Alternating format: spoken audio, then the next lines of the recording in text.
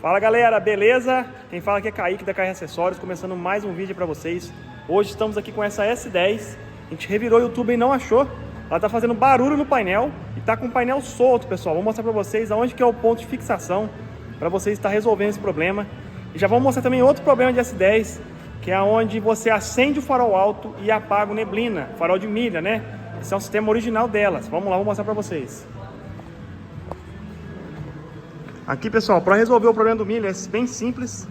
No próprio interruptor do farol de milha tem um fio verde aqui, ó. Você vai cortar esse fio verde, tá? É o único verde esse aqui, ó. Você vai cortar ele e aterrar, tá bom? Você corta e faz o aterramento. Agora, sobre a fixação do painel, vou mostrar do lado de lá que tá desmontado.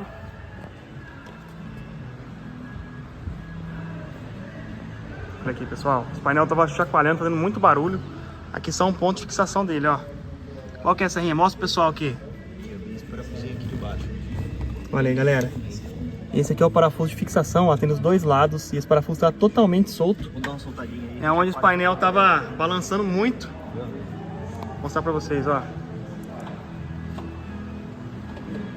Esse 10 zona, olha aí. Cepita. Olha aí, galera. Só soltar um pouquinho, olha isso. Só soltar o parafuso. Chacoalha o painel inteiro, ó. Chacoalha muito, faz muito barulho. Esse aqui é o nosso técnico aqui da loja, Serrinha.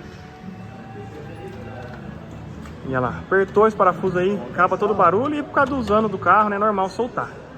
Vai botar uma colinha. Se inscreva ali, no canal. Que, perdão, irmão? Vamos botar uma colinha ali, né, pra não soltar mais, mas aqui, ó. Não trava a rosca, Já né? é. Acabou. Sim. Pessoal, se inscreva no canal, fique por dentro de todos os serviços realizados aqui na loja. Acompanhe a gente pelo Instagram também. É isso aí, ó, tamo junto.